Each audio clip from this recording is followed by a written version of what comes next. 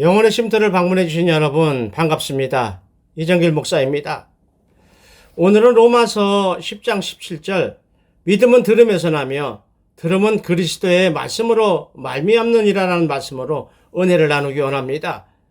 먼저 오늘 본문이 선포되는 배경을 잠깐 살펴보니까 오늘 본문 앞에 나오는 로마서 9장 30절로 32절을 보면 그런즉 우리가 무슨 말을 하리요 의를 따르지 아니한 이방인들이 의를 입었으니 곧 믿음에서 난 의요 의의 법을 따라간 이스라엘은 율법에 이르지 못하였다라고 말씀하고 있습니다. 다시 말해서 믿음을 따라간 이방인들 곧 우리 같은 사람들은 하나님의 은혜를 입어서 하나님의 의를 전가받아서 예수님과 말씀을 믿어서 구원에 이르렀다는 것이지요.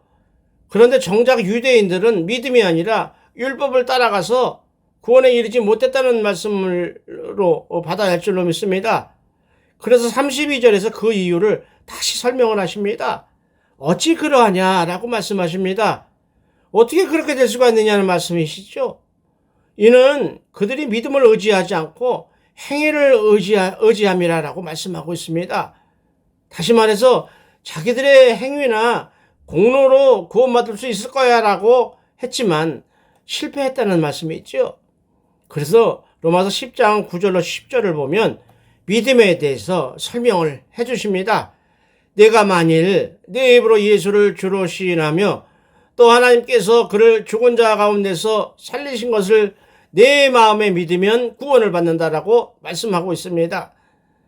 그 십자가에서 우리 대신 죽으시고 다시 부활하신 예수님을 주로 시인하면 구원을 받는다는 말씀으로 곧 복음을 의미하는 것이죠.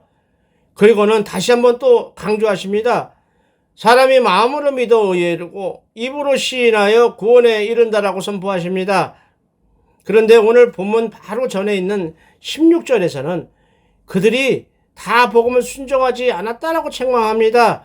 그렇게 구원을 받을 수 있는 것이 쉽고 그것을 받을 수 있는 것이 복음인 줄 너희가 알고 또 그 복음을 들었음에도 불구하고 순종하지 않았다, 받아들이지 않았다는 것이죠. 심령으로 온전하게 받아들이지 못하고 그냥 흘려보냈다라고 책망하시는 말씀입니다. 그래도 참으로 감사한 것은 로마서 10장 21절에서요. 이스라엘에 대하여 이르되 순종하지 아니하고 거슬러 말하는 백성에게 내가 종일 내 손을 벌렸노라라고 말씀하신다는 것이죠. 무슨 말씀이에요? 예수님을 믿다가 아니면 하나님을 알다가 돌아선 자들, 시험 들은 자들, 그래서 하나님을 멀리 떠나간 사람들 버리지 아니하시고 포기하지 않으시고 지금도 돌아오라고 손을 들고 기다리고 계신다는 말씀으로 받으셨으면 좋겠습니다. 이 말씀은 이사야서 65장 2절을 인용한 말씀이에요. 이걸 해석하면 하나님의 구원을 이방인들에게까지 확대시킨다라고 하는 그 이유를 말씀하시면서 이스라엘 백성이 돌아오라고 계속해서 손을 벌리고 기다리신다는 의미인 것입니다. 그런데 그 말을 듣지 않는 사람들이 있지요. 끝까지요. 잠언서 1장 24절로 26절은 이렇게 경고하십니다. 내가 불렀으나 너희가 듣기 싫어하였고 내가 손을 폈으나 돌아보는 자가 없었고 불렀으나 듣기 싫어했고 손을 폈으나 돌아보는 자가 없었다. 참 이상하지요? 도리어 나의 모든 교훈을 멸시하며 나의 책망을 받지 아니하였은즉 무슨 말씀이에요? 하나님의 말씀으로 교훈하실 때에 깨닫게 하실 때에 거부했다는 말씀이죠. 그래서 너희가 재앙을 만날 때 내가 웃을 것이라고 말씀하십니다. 너희에게 두려움이 임할 때 내가 비웃을 것이다 라고 경고하고 있습니다. 그러므로 오늘 본문은 믿음은 들음에서 나며 들음은 그리스도의 말씀으로 말미암는다고 선포하시는 것입니다. 예수 그리스도를 구세주로 믿고 말씀을 들음으로 믿음을 얻게 된다는 말씀입니다. 그 믿음이 생기면 하나님의 말씀을 그대로 믿고 하나님의 말씀의 은혜를 입고 누릴 수 있다는 말씀으로 해석할 수 있는 것이지요. 그래서 예수님은 어떤 것을 믿음이라고 인정하시는가? 또 예수님이 인정하시는 믿음의 능력, 또 믿음의 효력은 어디까지일까를 살펴보고자 하는 것입니다. 여러분들은 왜 예수님을 왜 믿으십니까? 더 솔직하게 한번 질문해 보자면요. 교회는 무엇 때문에 다니십니까? 만약에 여러분이 저에게 그렇게 물어보신다면 저는요. 영원한 생명을 주신다는 하나님의 약속, 그 은혜를 잊기 위해서 나는 예수님을 믿어요 라고 말씀드리고 싶지요. 물론 예수님을 믿는 이유는 사람의 형편에 따라 다 달라요. 아플 때 믿은 사람도 있고 너무 복을 많이 받아서 기쁠 때 믿은 사람도 있고 여러 가지가 있어요. 그러나 정작 중요한 것은 핵심은 우리 영혼이 구원받는다는 것에 감사해서 예배 드리는 것이 신앙생활의 기본이라고 저는 말씀을 드리고 싶습니다. 물론 여러분들 생각도 같을 수가 있고 다를 수도 있겠지요. 여러분 스스로 물어보시고 대답을 준비하시면서 오늘 제가 드리는 말씀을 들어보시기 바랍니다. 이번에는 어떤 분들이 저희들에게 저나 또 시편을 가지고 강의하시는 우리 드보라 목사님에게 이런 말씀을 주시고 있습니다. 좀 신학적으로 설교 좀 해봐라 이런 말씀이에요. 좀 멋있게 해보라는 이야기죠. 수준이 높게. 첫째, 믿음은 어떻게 얻는 것인가 하면요. 이렇게 이야기하다가 둘째, 믿음을 가지게 되면 어떤 은혜를 잊게 되거든요. 또 마지막으로 믿음의 결국은 구원을 얻는 거예요. 이렇게 선포하면서 큰 소리로 설교 좀 해봐라 이렇게 말씀을 하셔요. 그리고 그런데 신학적으로 설교하는 형식은 주제 설교라는 것이 대표적인 것인데요. 이 설교 방식은 성도님들이요 많이 모인 집회에서 주로 사용하는 설교 기법이거든요. 그리고 단점을 이야기하자면 듣는 사람에 따라서는 목사가 자기 주장을 하는 건 설교가 아니라 연설로 들리기도 해요. 또 어떤 분은 강해 설교식으로 좀 차근차근 좀 해봤으면 좋겠다 이렇게 이야기하십니다.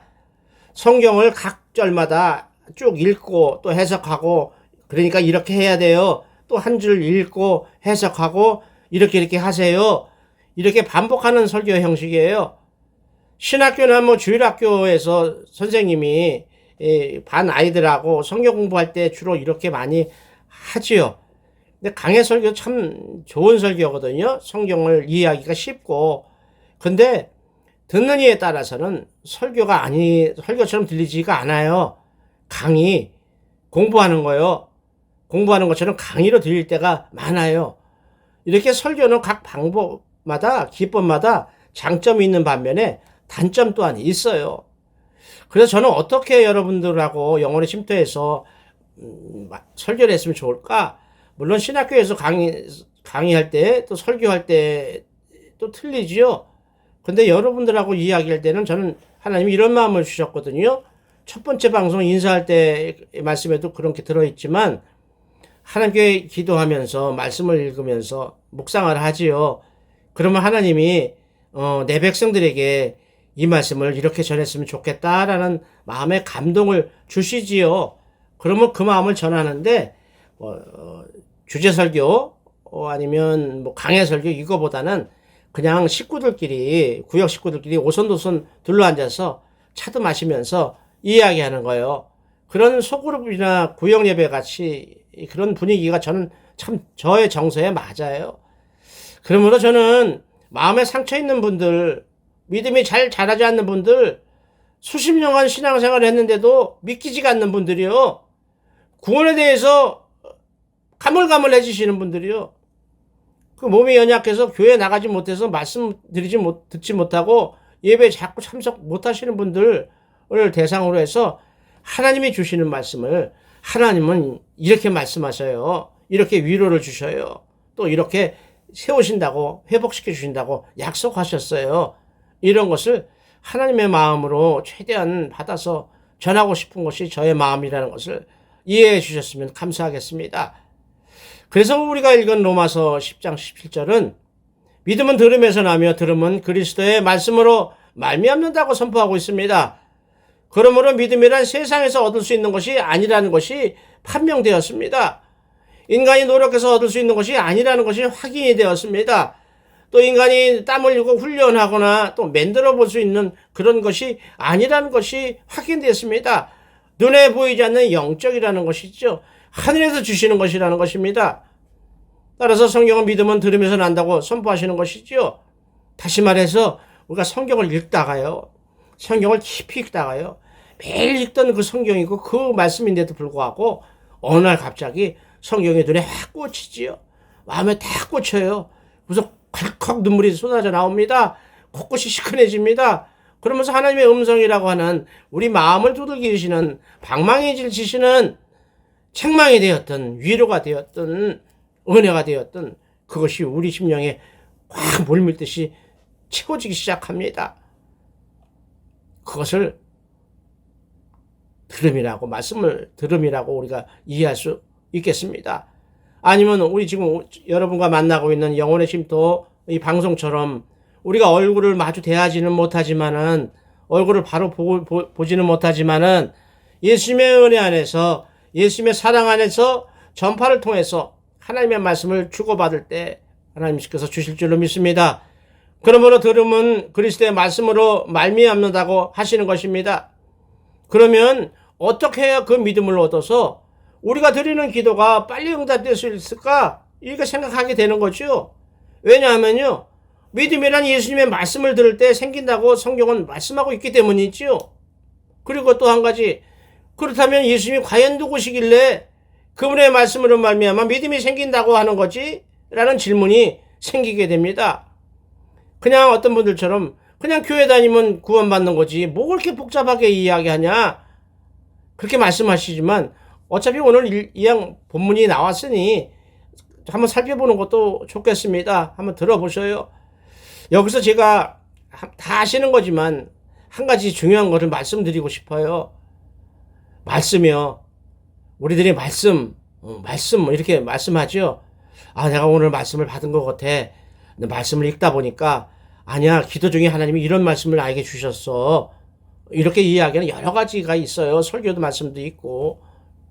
그런데 오늘 본문이 말씀하시는 그리스도의 말씀을 들음으로 믿음이 생긴다라고 할 때 그 말씀은 무엇을 이야기하냐 하면 성경에 쓰인 글씨 아니면 목사님들이 이야기하는 설교 그거보다는요. 신학적으로 해석을 하면 예수님이에요. 예수님은 성자 하나님, 성부 하나님, 성자 하나님, 성령 하나님이 있으시지 삼일체 하나님 중에서 제2위신 성자 하나님이시거든요. 곧 진리라고 말씀하시는 하나님의 말씀이에요. 이해하기가 좀 어렵지요. 저도 표현하기가 좀 어려워요. 다시 말해서 인간의 육신을 입고 성육신 하신 그 예수님은 우리 육신을 가진 우리 인간의 눈에 보이는 하나님의 말씀이다라고 이렇게 표현해도 괜찮을 것 같습니다. 그리고 예수님께서 요한복음 15장에서 하시는 말씀, 거기서 하시는 말씀은 우리의 심령 안에 내주하시는 성령님께서 알게 하시고 또 생각나게 하시는 말씀, 곧 예수님을 의미한다는 것을 다시 한번 우리가 알았으면 좋겠습니다. 믿었으면 좋겠습니다. 요한복음 15장은요. 나는 포도나무요 너희는 가지라라고 말씀하십니다. 그러면서 그가 내 안에 내가 그 안에 거하면 사람이 열매를 많이 맺는다라고 말씀하시면서 너희가 내 안에 거하고 내 말이 너희 안에 거하면 곧 뭐죠? 예수가 너희 안에 있다면 이런 말씀이죠. 무엇인지 원하는 대로 구하라. 그래야면 성령 하나님께서 이루어 주실 것이다 라고 말씀하십니다. 이렇게 하시는 말씀은 예수님과 우리가 영적으로 연합된다는 하나로 연합된다는 귀한 은혜의 말씀입니다. 또한 예수님이 승천하시면서 뭐라고 얘기하셨어요? 내가 말씀으로 너희 안에 있을 것이다 라고 말씀하셔요. 그 말씀이 너희 안에 있으면 기도하는 대로 다 이루어질 것이다 라고 말씀하셨기 때문에 오늘 이 말씀을 드리는 것입니다. 또 요한복음 1장은 말씀이 과연 누구신가 라고 정확하게 선포하고 계십니다. 요한복음 1장 1절로 3절을 보면요. 태초에 말씀이 계시니라 이 말씀이 하나님과 함께 계셨으니 이 말씀은 곧 하나님이시라라고 말씀하십니다. 그리고 그가 태초에 하나님과 함께 계셨고 만물이 그로 말미암아 지은 바 되었으니 지은 것이 하나도 그가 없이는 된 것이 없다라고 선포하십니다. 말씀이신 성자 하나님이 예수 그리스도께서 하나님의 말씀으로 천지를 창조하실 때에 하신 그 말씀이라는 선포인 것입니다. 그리고는 요한복음 14절은 성육신 하신 예수님을 말씀합니다. 말씀이 육신이 되어 우리 가운데 거하심에 우리가 그의 영광을 보니 아버지의 독생자의 영광이요 은혜와 진리가 충만하더라라고 선포하셨던 그분이 바로 예수 그리스도라고 말씀하는 것입니다. 그래서 하나님이신 예수님의 말씀을 들으면 믿음이 생겨난다고 말씀하시는 것이죠. 약속하시는 것입니다. 그 약속을 붙들 수 있기를 원합니다. 그러므로 믿음을 인정받아서 회복된 사례를 성경에서 한번 찾아보았습니다. 시간 관계상 두 가지만 말씀을 드립니다. 마가복음 5장을 보면요, 믿음으로 혈루병을 치료받은 회복한 이야기가 나옵니다. 그것도요, 어떤 예식을 가지고 어떤 자리에서 한 것도 아니고 예수님께서 회당장 야이로라는 사람의 딸을 고치려고 걸어가는 중에 잠깐 사이에 일어난 은혜의 기적 사건이에요. 마가복음 5장 26절은 그녀를 설명하기를 12회를 혈루증으로 앓는 중에 많은 의사에게 많은 괴로움을 받았다라고 이야기하고 있습니다. 또 가진 것도 다 허비하였다고 얘기하고 있습니다. 그런데도 아무 효험이 없고 몸이 낫질 않았고 이런 얘기죠. 도리어 더 중하였던 여자라고 소개하고 있습니다. 다시 말하면 다 죽어갈 정도로 심하게 아픈 여자라고 이야기하는 것이죠. 그 여자가요, 예수님의 소문을 들었어요. 예수님이 오신다는 소문, 지나가신다는 소문을 들었지요. 그래서 사람들 틈에서 예수님의 옷자락을 살며시 잡았습니다. 왜 사람들 틈에서 옷자락을 살며시 잡았을까요? 물론 본문은 그 여인은 예수님의 옷만 손을 대어도 구원을 받을 것이라는 확신을 가졌다고 성경은 기록하고 있습니다. 그러나 그 당시의 관행으로 보게 되면 몸에서 피가 유출되는 부정한 병을 가지고 있는 사람은 율법으로 사람들에게 나오지 못합니다. 나오지 못하게 되어 있었습니다. 더구나 메시아인 예수 그리스도의 앞에 나온다는 것은 상상을 초월한다는 것이죠. 죽음을 각오한 일입니다. 그만큼 믿음의 은혜를 입을 수 있다는 믿음의 확신이 가졌다는 말씀이지요. 결국 그녀는 자기 믿음대로 자기 몸에 피가 흐르는 혈루병의 근원이 꾸덕꾸덕 말라가는 것을 느끼면서 몸이 나은 줄 깨달았다고 마가복음은 기록하고 있지 않습니까? 이에 예수님께서 아시고 누가 내 몸에 손을 대었느냐라고 물으십니다. 그러자 그녀는 벌벌 떨죠. 자기 아무도 모르게 만졌는데 어떻게 예수님이 아셨을까? 그것도 옷만 살짝 만졌는데도 불구하고 그러면서 두려움에 떨면서 예수님에게 사실 2차, 4차 이렇게 돼서 제가 만졌습니다. 잘못했습니다라고 이야기했겠죠. 예수님은 회복됨을 허락하십니다. 그리고는 뭐라고 말씀하시나요? 딸아, 내 믿음이 너를 구원하였으니 평안히 가라. 내 병에서 놓여 건강할지어다라고 말씀하십니다. 그런데 이 말씀은요, 우리에게 엄청나게 중요한 말씀입니다. 몸이 아프신 분들이요, 이 말씀을 꼭 붙들 수 있기를 원합니다. 왜 그러냐면요, 예수님이 고쳐주신 것이 아니라고 예수님이 스스로 말씀하고 있기 때문입니다. 그럼 어떻게 해서 몸이 나았을까요? 다 세상 사람들이 고칠 수 없는 그런 불치병이라고 할 정도의 그 험한 병을 어떻게 해서 나았을까요? 그 여인의 믿음으로 고침받았다고 말씀하시고 있기 때문입니다. 참으로 감사한 일이지요. 우리가 예수님을 만날 수가 없어요. 믿음이 연약해서 예수님을 만날 수도 없어요. 그럼에도 불구하고 우리에게 주신 믿음으로 고칠 수 있다고 성경은 말씀하고 계시기 때문입니다. 그러므로 여러분 중에 이유도 몰라요. 회복할 방법, 치료 방법도 없대요. 그래서 너무 답답해요. 늘 죽음에 대한 두려움에 빠진 분들이 있으십니까? 그런 분들 예수님의 말씀을 들음으로 생기는 믿음을 얻어서 기도하시기 바랍니다. 그리고 그 믿음을 인정받아서 회복되시기를 원합니다. 여러분을 묶어놓고 있는 그 어두운 곳에서 회복되는 은혜가 여러분에게 임하시기를 예수님의 이름으로 축원을 드립니다. 이번에는 자기 믿음이 아니라 엄마의 믿음으로 회복된 사례입니다. 마가복음 7장을 보면 수로보니게 여인의 이야기가 나옵니다. 그 여인의 믿음으로 귀신 들린 딸을 고침받는 기록이 있죠.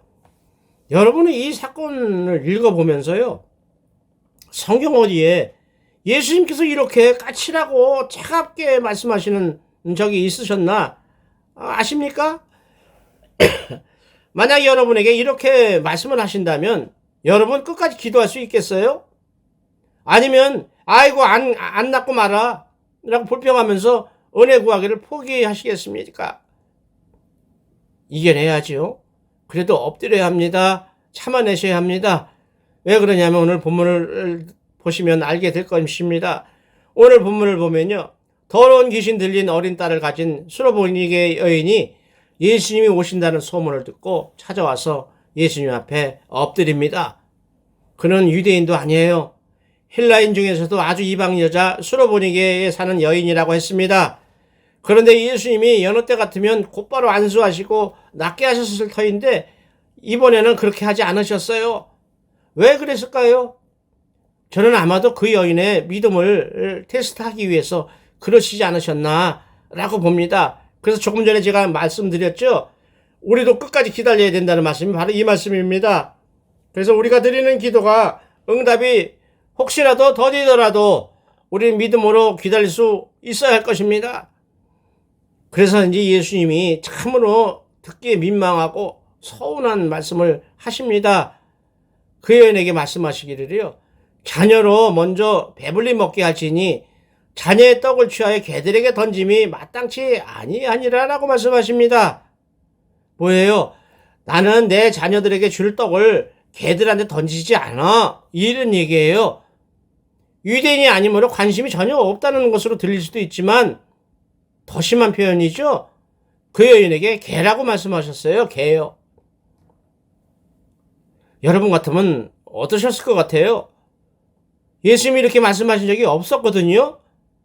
그런데 그 여인은 참았어요. 왜냐하면 해야만 할 일이 있기 때문이지요. 기도하는 여러분, 우리가 배워야 할 자세예요. 어떤 수모를 당해도요. 어떤 험한 일을 당해도요. 어떤 것을 우리에게 요구한다 하더라도요. 자기가 사랑하는 귀신 들린 딸을 살려야 하기 때문에 참아야 한다는 것입니다. 인내해야 한다는 것입니다. 기다려야 한다는 것입니다. 그렇게 우리도 응답하실 때까지 기도해야 할 줄로 믿습니다. 제가 가끔 우리 후배 목사님들에게 이런 말씀을 드려요. 솔직하게 이야기해서요. 기도하는 여러분, 기도 많이 하시지요? 그런데 여러분, 하나님께 뭐 맡겨놓은 거 많이 있으세요? 은행에 예금한 거 찾듯이요. 그냥 달라고만 막 기도하지는 않으세요? 맡겨놓은 거 달라고 하는 것처럼요. 세상 누구가 뭐래도요. 우리 세상 사람들이 풀 수 없는 영적인 문제를 해결해 주실 분은 하나님 한 분뿐이시거든요. 인정하시죠? 따라서 하나님이 원하시는 방법으로 기도해야 하는 것입니다. 부르짖어야 하는 것입니다. 그때가 되어야 우리 기도가 응답될 줄로 믿습니다. 그렇다면 하나님이 원하시는 방법이란 무엇을 말씀하시는 것일까요? 바로 하나님을 신뢰하는, 믿는 그 믿음으로 간구하는 것을 원하신다는 것이죠. 그 기도를 들으신다는 것이죠. 수로보니게 여인은 예수님이 그렇게 지금 개라고 말씀을 하시지만 그래도 예수님이 그동안 많은 사람들에게 베푸신 사랑을 알았어요. 들었어요. 믿었거든요. 그래서 그 예수님은 지금은 저렇게 나를 개라고 말씀하시지만 결국에는 은혜를 베푸실 것이다 라고 믿었습니다. 그래서 뭐라고 고백을 합니까? 주여 올소이다마는 상 아래에 있는 개들도 아이들이 먹던 부스러기를 먹어요 라고 믿음을 보이면서 사정을 했습니다. 그래요 하나님, 예수님, 개도요 애들이 먹는, 주인의 상에서 먹는 애들이 먹는 떨어뜨린 부스러기를 먹거든요. 그러니까 조금 남은 은혜라도 좀 베풀어 주시면 안 될까요? 우리 딸이 귀신이 들려서 다 죽어가고 있거든요. 울면서 기도하는 것이죠. 좀 더 솔직하게 얘기해보면 아마 제 마음에 이랬을 것 같아요. 예, 예수님 맞아요. 저는 개처럼 추악하고 별 볼 일 없는 죄인이에요. 그럼에도 제가 주님 앞에 엎드려서 은혜를 구하는 것은요. 예수님은 불쌍한 사람들이 구하는 거, 기도하는 거, 은혜를 간구하는 것을 다 응답하시면서 베풀어 주시는 것을 제가 알기 때문에 지금 엎드려 있어요. 좀 도와주세요. 그 말씀이죠.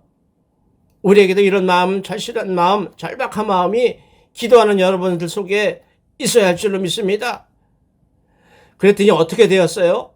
예수님이 바로 응답을 하시죠. 돌아가라, 귀신이 네 딸에서 나갔느니라 라고 선포하십니다. 그리고 이 말을 들은 그 여인은 믿음 그대로 집으로 달려갑니다. 의심하지 않았습니다. 집에 들어가서 본즉 아이가 침상에 누웠고 귀신이 나갔다라고 성경은 증거하고 있습니다. 이렇게 회복을 입은 그 사건을 뜯어보면요, 공통점이 하나예요. 믿음이에요. 믿음이 있었다는 것이죠. 인간들의 모든 병의 근원은 마음의 병에서 시작한다는 것입니다. 요즘 무슨 병인지도 모르고 시름시름 앓는 사람 많아요. 그 병원에 가도 의사들도 아무리 좋은 장비로 검사를 다 해도 아무 이상이 없대요. 근데 본인은 아프거든요. 어떻게 해요? 죽게 아픈 건데 어떻게 해요? 그냥 내비둬요? 그냥 내비두면 우울증, 암, 정신질환 이런 걸로 영적인 증상으로 막 번져나갈 건데요. 남 얘기가 아니잖아요. 여러분이나 제가 그런 상태에 빠지면 어떻게 해요? 살아날 방법을 찾아야 될 거 아니에요. 어떻게든지 고침을 받을 방법을 찾아야 될 거 아니에요. 그래서 기도하잖아요. 성경을 읽잖아요. 예수님께 은혜를 구하잖아요. 그래서 오늘 주신 말씀이 그거예요. 믿음은 들음에서 나며 들음은 그리스도의 말씀으로 말미암느니라.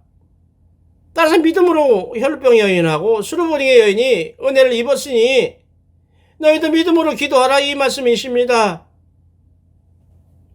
우리 겉사람의 질병의 문제는 속사람이 무너진 데서 시작하거든요.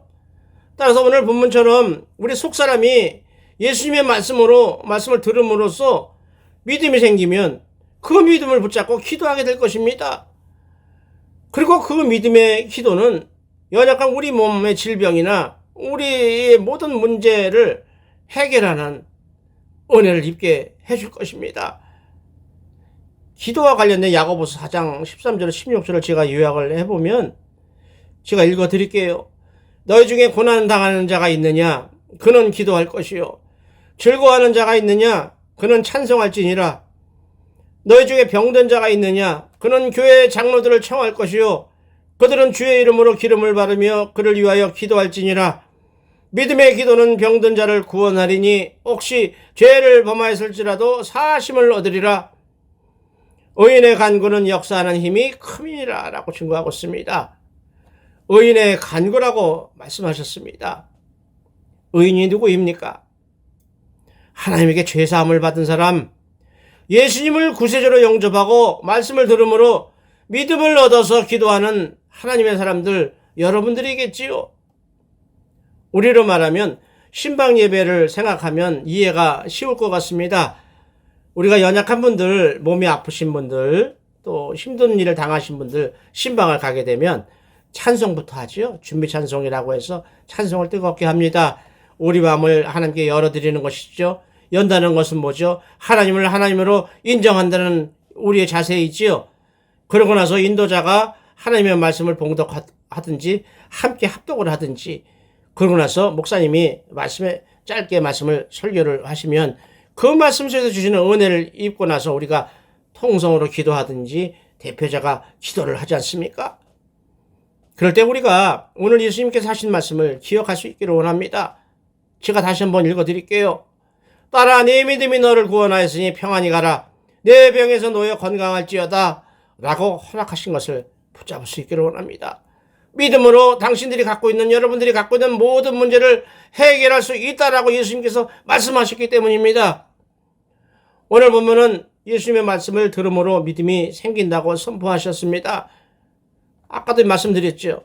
그러면 그 예수님이 과연 누구시길래 그분의 말씀을 들으면 믿음이 생긴다고 이야기할까? 그런 생각이 들을 때요, 예수님이 이 땅에 오신 이유를 들으면 예수님의 영적 권세, 또 말씀을 들을 때 오는 그 믿음에 대한 영적 권세를 우리가 믿게 될 것입니다. 하나는요, 구약성경 이사야서 53장 4절로 5절에 나오는 그는 실로 우리의 질고를 지고 우리의 슬픔을 당하였거늘 우리는 생각하기를 그는 징벌을 받아 하나님께 맞으며 고난을 당한다 하였노라. 이사야의 예언입니다. 그리고 뭐라고 말씀하셔요? 그가 찔림은 우리의 허물 때문이라고 말씀하십니다. 다시 막 바꿔서 말하면 우리의 허물 때문에 예수님이 찔림을 당했다는 얘기예요. 그가 찔림은 우리의 허물 때문이 아니라 우리의 허물 때문에 그가 찔림을 당했다는 말씀입니다. 그리고 그가 상함은 우리의 죄악 때문이라 우리의 죄악 때문에 예수님의 몸이 상함을 당했다는 말씀이지요. 그리고 그가 징계를 받음으로 우리는 평화를 누리고 그가 채찍에 맞음으로 우리는 나음을 받았다라고 선포하고 계십니다. 우리가 아프지 않고요, 별일 없이 평안을 누리게 하시려고 예수님께서 우리 대신에 이미 징계를 받으셨고 채찍에 맞으셨다는 말씀을 붙들 수 있기를 원합니다. 이미 십자가 위에서 우리의 질병과 질고와 모든 어려움을 이미 다 떠맡아서 지고 가셨다는 것을 우리가 믿음으로 인정하고 붙들 때에 하나님의 십자가의 은혜가, 능력이, 믿음의 능력이 여러분에게 임할 줄로 믿으시기 바랍니다. 또 하나는 예수님이 이 땅에 오신 목적이죠. 제가 늘 말씀드리다시피 마태복음 1장 21절 아들을 낳으리니 이름을 예수라 하라. 이는 그가 자기 백성을 그들의 죄에서 구원할 자이심이라 라고 했습니다.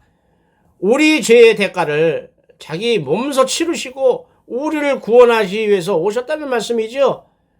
그래서 제가 늘 설교 때마다 말씀드리지만 우리는요, 예수님이 왜 십자가를 지셨는지 정확하게 알고 전해야 한다는 것이죠. 여러 가지 이유가 있지만 단 한 가지입니다. 이 세상에서요, 우리 영혼이 구원받는 것보다 더 중요한 일은 없습니다. 동의할 수 있기를 원합니다. 예수 그리스도는 인간의 육신을 입으신 하나님이십니다. 따라서 예수님과 말씀을 진정으로 받아들인다면 하나님의 은혜를 입을 수 있는 믿음이 생긴다는 약속이 오늘 본문인 것입니다. 그리고 그 믿음이 생기면 우리 속사람인 영혼이 살아나고 속사람이 살아나게 되면 겉사람인 우리 육신은 당연히 살아나는 것이 영적 진리인 것입니다. 더구나 우리 심령을 하나님의 말씀으로 채울 때에 악한 귀신은 도망치게 될 것입니다. 질병은 회복될 것입니다. 기도할 때마다 성령님께서 도우셔서 모든 문제는 해결될 줄로 믿으시기 바랍니다. 지금 영혼의 쉼터 기도 사역하시는 우리 목사님들이 기도하고 있습니다. 다음 주에 방송으로 내보낼 테니까 몸이 아프신 분들이요, 삶이 힘드신 분들이요, 심령이 공하신 분들, 어찌할 바 모르는 분들이요, 조금 더 힘을 내시고 기다리시면서 힘을 내셔서 승리할 수 있기를 원합니다. 제가 오늘 본문을 다시 한번 선포하면서 말씀을 마무리하고자 합니다. 이 말씀을 붙드세요. 믿음은 들음에서 나며 들음은 그리스도의 말씀으로 말미암느니라. 아멘. 그래서 오늘은 제가 짧게 기도하고 마치도록 하겠습니다. 기도합니다. 하나님 아버지 감사합니다. 오늘도 말씀으로 깨닫게 하시니 감사합니다. 그럼에도 많은 사람이 예수님의 말씀을 붙들고 기도하지 못하고 믿음의 능력을 신뢰하지 못해서 이리저리 방황하고 있습니다. 예수님은 말씀하셨습니다. 딸아, 네 믿음이 너를 구원하였으니 평안히 가라. 네 병에서 놓여 건강할지어다라고 말씀하셨습니다. 그리고 성경은 믿음은 들으면서 나며 들음은 그리스도의 말씀으로 말미암는다고 하셨습니다. 하나님이시여, 영혼의 쉼터를 통해서 만나는 주님의 백성들에게 말씀을 들음으로 강하고 담대한 믿음을 얻을 수 있도록 은혜를 베풀어 주시옵소서. 그래 그 믿음으로 말미암아 질병에서 회복되며 묶임에서 자유함을 누리게 하여 주옵소서. 우리 주 예수 그리스도 이름으로 기도하옵나이다. 아멘. 함께 해주신 여러분 감사합니다. 사랑합니다. 다음 시간에 뵙겠습니다. 감사합니다.